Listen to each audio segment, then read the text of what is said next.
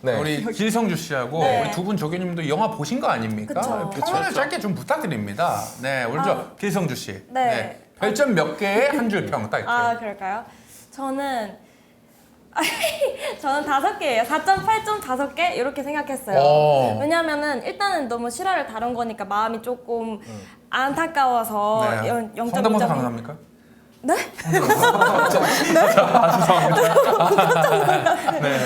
네, 연습해볼게요. 아, 황정민. 그랬었고 저는 그 2시간으로 압축이 돼 있는 거잖아요. 9시간 동안의 일이. 그렇죠. 그 안에서 그 9시간 동안 인물들의 감정 변화가 너무 선명히 저한테 다가와가지고 네. 그래서 저는 너무 인상 깊었다고 말씀드리고 싶었어요. 몇 점 주셨죠? 5점 만점? 4.8점. 4.8점. 그냥 다 주지 그냥. 아, 그래요? 점 8은 좀 나머지는 안 뭐예요? 맞았어요. 네. 아, 그래요? 그러면 4,4,5입이에요 뭐예요? 그냥 시원하게 5점으로 할까요? 4.5이면 5점이네요. 네. 할게요. 5점.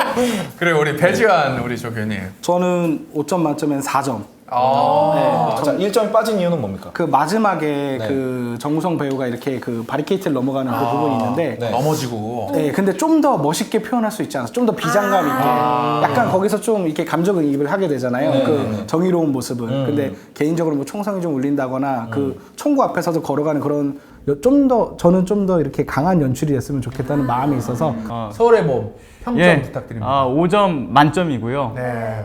뭐 앞서서도 이게 네트워크장에 있기 전에 얘기 드리긴 했지만 네. 12.12 군사 반란의 주요한 그 9시간을 중점적으로 다룬 영화지 않습니까? 그렇다 보니까 이 안에서 우리가 좀 역사적으로 반복돼서는 안 된다라고 하는 그 교훈이 있는 영화기도 했고 배우들의 연기력, 뭐 구성 모든 게 다 탄탄했기 때문에 전 가히 이 시대 최고의 영화다. 그래서 주변에 전 계속 알리고 있어요. 2번 봐라, 3번 봐라. 이거 2-3번 봐도 아깝지 않다라고 말씀드리고 있고요. 네. 그리고 또 하나는 상당히 좀 인상 깊었던 장면을 꼽자면 저는 그 부분이었던 것 같아요. 이제 그 전두환이 쿠데타를 성공한 이후에 그 긴장감을 좀 해소하는 그 배설의 공간이 화장실에서 자신의 권력 욕망을 배설하지 오줌 있지 않습니까? 않습니까? 오줌. 예, 네. 방탄물을 영화 던지고 대사죠. 그리고서 이제 그 기괴한 웃음을 짓는 모습들 네. 이런 걸 보면서 야, 이 독재자의 탄생을 알리는 그런 모습들이 네. 좀 임팩트가 있었다 그런 생각이 드네요. 그래요. 오늘 거의 없다님이 이렇게 나오셨는데 이 역사적으로도 그렇고 영화적으로도 그렇고 네. 정말 궁금할 게 많을 것 같아요. 우리 마음대로 한번 질문해보는 시간 가지도록 마음껏, 하겠습니다. 네. 우리 국민의힘 측의 우리 배지환 조교님. 네. 그 예전에 들어보니까 그 뭐야 서울의 봄 같은 경우에 대본이 네. 처음에는 다 실명으로 네. 그 역사적인 인물들이 이름으로 돼 있던 걸로 알고 있는데 그게 네. 나중에 다 바뀌었다고 하더라고요. 예. 혹시 뭐 이게 어떤 특별한 이유가 있는 걸까요? 일단 제5공화국이라는 드라마가 있었어요.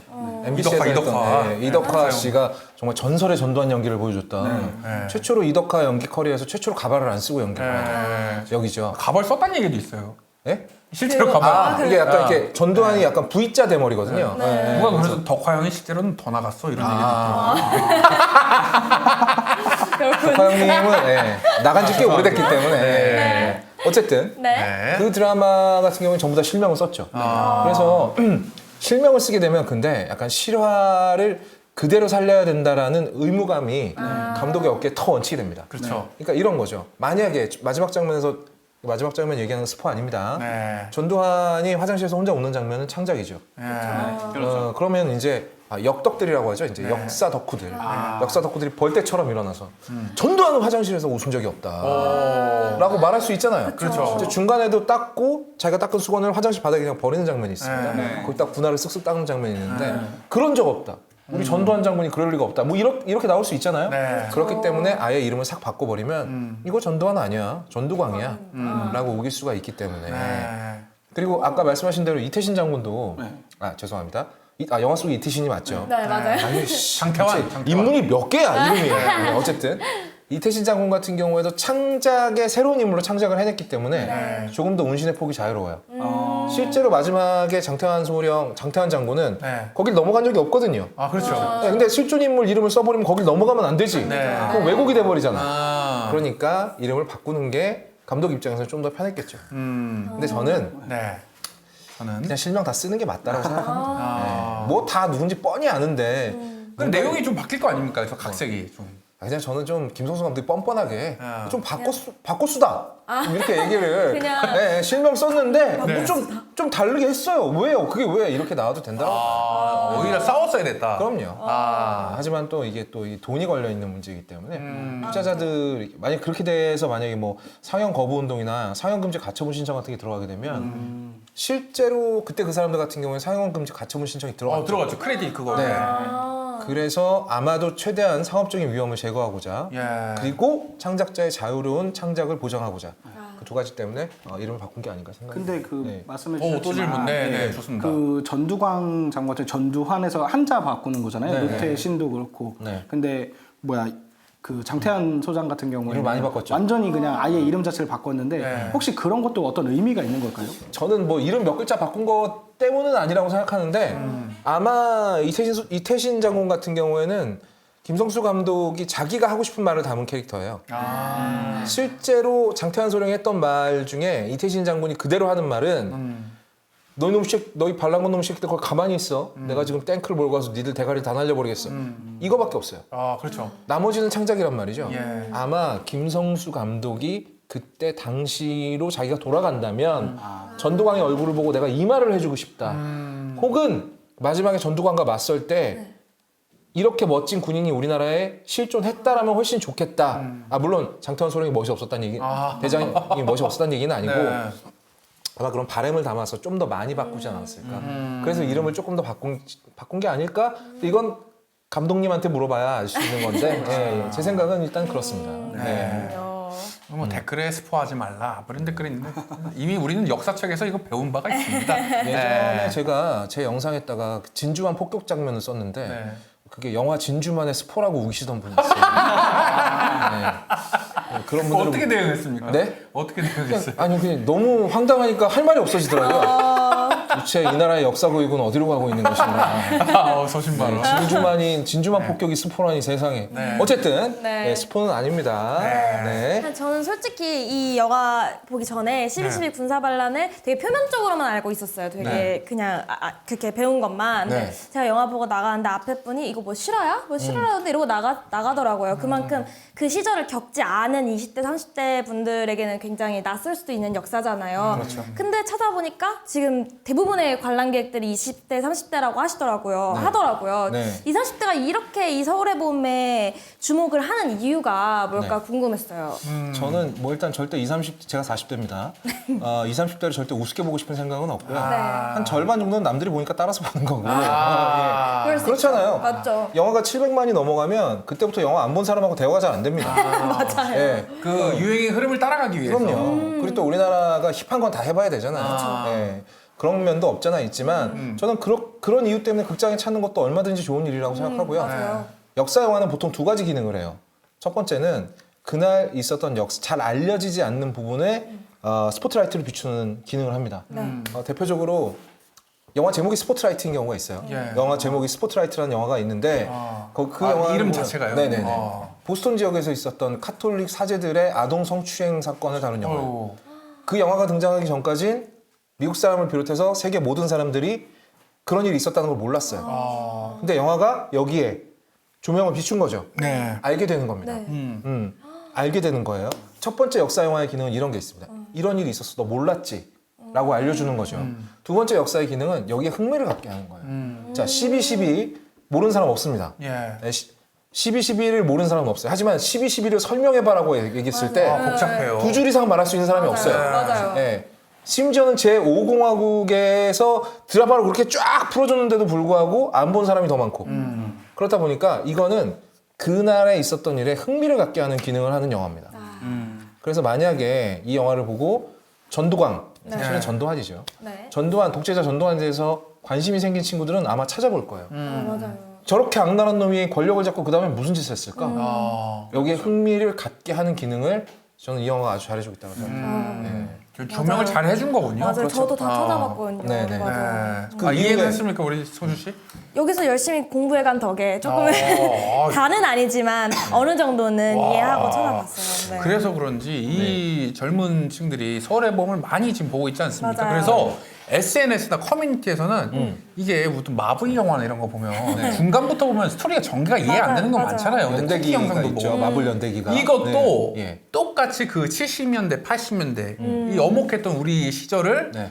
스토리 라인 그대로 영화가 이렇게 배치한 그 연대기가 있다고 하더라고요. 이게 뭐 제가 네. 자랑하는 건 아닌데 제가 저 얘기를 처음 꺼냈어요.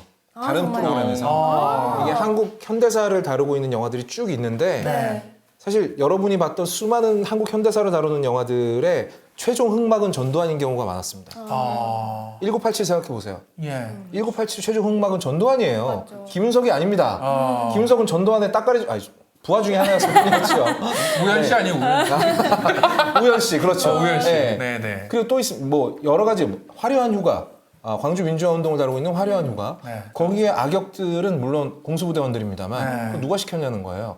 전두환이에요. 예. 근데 지금까지 한 번도 전두환은 전면에 나선 적이 없어요. 어? 아 그렇네. 생각해보니까. 정조 씨 방송 이렇게 할 거예요. 너무 자기적으로 리액션을 하니까 이러는 거 아니야? 돌이켜 생각을 해보니까 네. 그래서 제 이 알고리즘이 넘어가는 순간이었어요. 맞아요. 네. 그래서 우리가 영화를 한국사를 다루고 있는 영화들을 다 봤는데도 아이고. 이게 하나로 연결이 안 되는 거라. 그런데 서울의 봄이 등장을 하면서 네. 이게 이제 쫙 이어지는 거예요. 그래서 제가 이 얘기를 다 모 베이다라는 방송에 나가서 이 얘기를 했고 네, 털 달린 분. 네네네 털 많은 분. 네. 좀 징그럽죠 그분 실제로 보면. 농담입니다. 네. 그분 좋아합니다. 매부쇼에서도 이 얘기를 했고 그러다 보니 뭐 그것 때문인지 뭔지는 모르겠습니다. 저랑 비슷한 생각을 한 분이 계신가 봐요. 그래서 그분이 이 순서대로 영화를 보면 된다라고 커뮤니티에 올려주셨더라고요. 네. 그래서 제가 일타 강사라 그래서 나와서 뭔가 얘기를 해야 되잖아. 그렇죠. 제가 그렇다면 이 한국 현대사 영화 연대기를 네. 짧게나마 만들어 보자. 그래서 제가 머릿속에 담아왔습니다. 뭐부터 시작합니까 그러면? 지금 얘기하다 많이 까먹었거든요. 네. 그 앞에 그 영화 좀 띄워주세요. 네. 다 까먹었나 봐요. 네. 일단 네. 그 이전을 다룬 영화들은 일단 제외하겠습니다. 네. 서울의 봄 아까 제가 남산의 부장들 그때 그 사람들 얘기했죠. 네. 그거랑 바로 이어지는 게 서울의 봄. 개화 이후입니까? 네? 개화 이후예요? 아 그렇죠. 네, 이게 이 개화 이후입니다. 뭐야 이거? 뭐예요 그게? 네, 전두광 머리에 꽃이 피었죠. 아 네. 네. 자 그러면 우리가 이제 현대사 공부를 워낙 학교에서 잘 안 알려줘요. 네. 자 이상민 씨, 네. 전두환이 12.12로 네. 계엄군의 실권을 잡았죠. 네 그렇죠. 대통령의 자리는 언제 올라왔을까요? 아 전 솔직히 이거 알고 있습니다. 바로 맞출 수 있어요. 바로 맞추세요. 아니 됐어요. 넘길게요. 바로 맞추세요. 80년도입니다. 네. 네. 이거 바로 알아요. 아 80년도. 네. 몇 월이죠? 뭐 겨울 아니었을까요? 네네.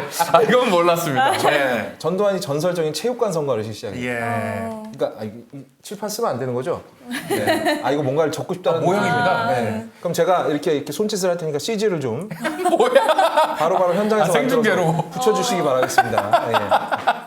여기 이거 댓글 쓰지 말고 CG 만드세요. 네. 자 12.12를 일으켜서 네. 군 내의 권력을 전두환이 완전히 접수하게 됩니다. 네. 전두환이 접수한 게 아니라 사실은 하나회가 접수를 합니다. 아. 요직마다 하나회를 다 꽂아요. 네. 그러니까 한마디로 온 나라의 정보는 모조리 전두환 손에 들어오고 그때부터 전두환은 각종 이제 국무총리나 이런 사람들을 시켜다가 자기 앞에서 보고를 하게 만들었어요. 최규하 대통령 당시 대통령 최고위하였습니다. 네. 최규하는 사실상 바지였죠. 근데 이 양반이 이제 전두환이 워낙에 네. 힘이 세니까 찍소리도 못했어요. 그리고 나서 전두환이 사실 이때부터 전두환은 박정희의 적통이었어요. 박정희가 전두환을 굉장히 아꼈거든요. 박정희가 했던 짓을 그대로 따라갑니다. 박정희가 정권을 잡고 나서 했던 게 뭐냐 그러면 네. 정치 깡패들 모가지를 쳐버리는 거였어요. 이정재. 그렇죠. 이정재, 이마수 이런 애들 네네네네. 다 날려버렸잖아. 네, 이마수. 이러면서 박정희의 어떤 국민들이 박정희에 대한 선망이나 지지율이 높아진다는 사실을 알고 있었거든. 네. 똑같이 따라한 게 뭐야? 삼천교육대를 만든 거야. 오. 삼천교육대는 우리나라 수많은 현대사를 다룬 작품들이 등장을 하죠. 네. 대표적으로 모래시계. 모래시계의 최민수, 태수가 이 삼천교육대에 끌려가게 돼요. 어허. 삼천교육대를 만들어서 각종 이제 뭐 거리의 불황아, 뭐 저기 뭐야 깡패 이런 놈들 다 잡아다가 막 통나무 막 훈련 막 시키면서 그 안에서 죽은 사람이 한 60명 가까이 돼요. 뭐 하다 죽었는지 정확하게 사인이 밝혀진 건 몇 명 안 됩니다. 예. 그런 식으로 또 하나 그리고 전두환은 자기가 정권을 잡고 만약에 대통령이 그러니까 비상계엄을 연장하게 되면 그때 비상계엄이 제가 제주도를 제외하고 네. 비상계엄이 발동이 됐다고 얘기를 했는데 비상계엄을 확대를 하게 돼요. 제주도까지. 그럼 어떻게 돼요? 최규하 대통령은 아무런 힘이 없어지고 계엄사령부가 모든 실권을 가져가게 됩니다. 자, 그러면 우리나라 시민들이 가만히 있었겠어요?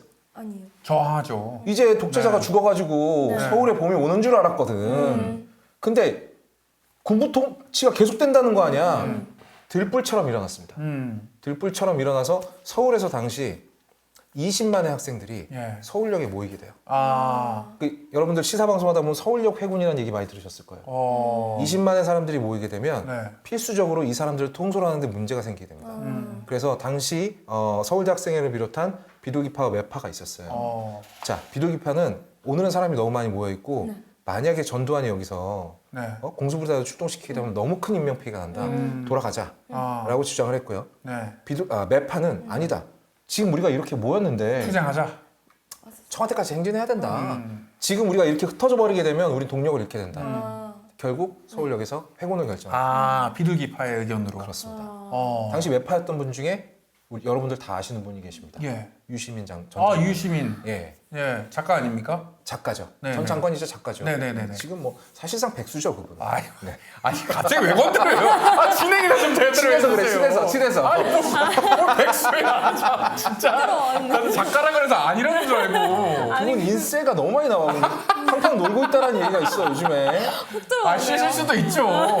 대장을 하셨는데. 어딜 쉽니까 지금? 방송하셔야죠. 네. 그래서요. 네. 근데 네. 서울역에서는 회군을 했지만 네. 네. 광주에서는 커다랗게 시민운동이 일어나게 돼요. 네. 그게 여러분들이 다 알고 있는 수많은 영화의 소재가 됐던 네. 광주 민주화운동입니다. 이 얘기를 하면 너무 끔찍한 정말 얘기들을 하게 되는데 네.